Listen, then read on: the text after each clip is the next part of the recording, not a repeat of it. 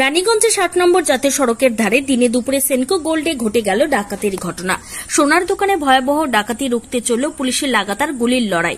এদিন দুপুর 12:15 নাগাদ 8 সদস্যের ডাকাত দল অত্যাধুনিক সব আগ্নেয়াস্ত্র নিয়ে সোনার দোকানের নিরাপত্তার দায়িত্বে থাকা নিরাপত্তা রক্ষীদের বন্দুক কেড়ে নিয়ে দোকানের ভেতরে ঢুকে দোকানের মধ্যে থাকা সমস্ত কর্মী ও ক্রেতাদের বন্দুকের নিশানায় রেখে 10 থেকে 15 মিনিট ধরে লুটপাট চালায়।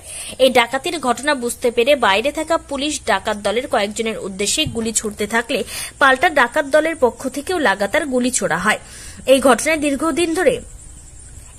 দীর্ঘক্ষণ ধরে এলাকার আশপাশে গুলির লড়াই চলতে থাকে। পুলিশ দ্রুত সক্রিয় হয়ে ডাকাতদের উদ্দেশ্যে গুলি করতে থাকায় ডাকাত দলের একজন এই ঘটনায় আহত হয়।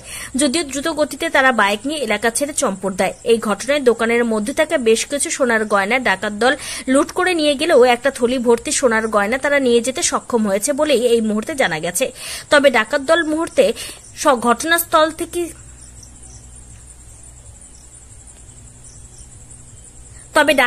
ঘটনাস্থল থেকে পালিয়ে যাওয়ায় কাউকে এখনো পর্যন্ত ধরা যায়নি।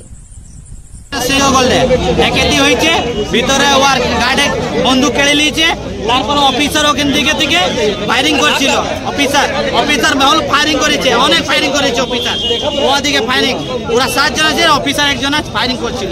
ওদিকে ফির ওখানে যে তোমার মহাবীর হয়ে পালাই গেছে। ওরা কজন ছিল? 7 জন।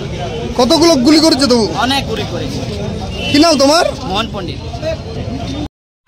নাম ছিল, সবাই হিন্দিতে কথা বলছিল এবং বারবার করে বলছিল 3 মিনিটের মধ্যে কাজটা শেষ করে বেরিয়ে যাওয়ার জন্য। ভিতরে বেশ কিছু কাউন্টার থেকে জিনিসপত্র নেওয়া হয়েছে, একটা ব্যাগ নিয়ে তারা বেরিয়েও গেছে।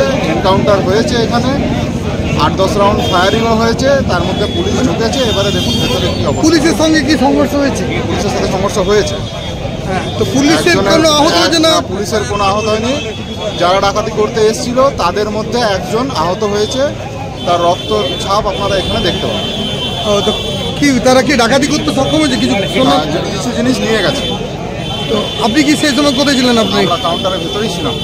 তো কাউন্টারে তখন আপনাদেরকে কি বললো? আপনাদেরকে কিছু না, আমাদেরকে যা নিচে বসে যেতে বললো এবং বললো কোনো চেনা মানে কাউকে ফোন না করতে।